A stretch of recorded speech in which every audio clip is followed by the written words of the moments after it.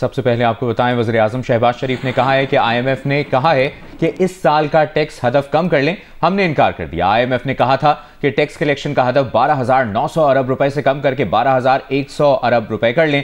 پاکستان نے کہا نہیں، بات چیت کے بعد ٹیکس کلیکشن کا ہدف 12,300 ارب روپے طے پایا ہے۔ آئی ایم ایف کے ساتھ اس طرح کا معاملہ پہلی مرتبہ ہوا ہے۔ کابینہ اجلاس سے خطاب میں وزیر اعظم نے کہا کہ آئی ایم ایف نے قرض پروگرام کے لیے پاکستان کی کاوشوں کا اعتراف کیا ہے۔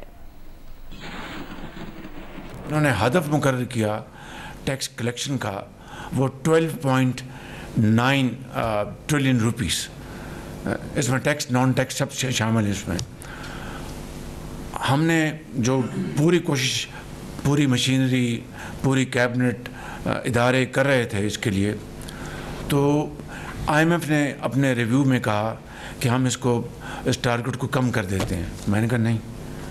Now probably I think the wheel started moving in the opposite direction, probably for the first time in Pakistan's history. ہمیں اور کیا چاہیے تھا؟ آئی ایم ایف ہمارا جو ٹیکس کلیکشن کا جو ہدف ہے اس کو وہ کم کر دے تو ہمیں، مگر میں نے یہ فیصلہ کیا کہ اگر میں نے یہ بات مان لی تو یہ تمام جو کام شروع ہے اس وقت ٹیکس کلیکشن کے لیے، جہاں کرپشن ہے اس کو کم کرنے کے لیے، یہ سب بیٹھ جائیں گے۔ So I said no, I will not accept this.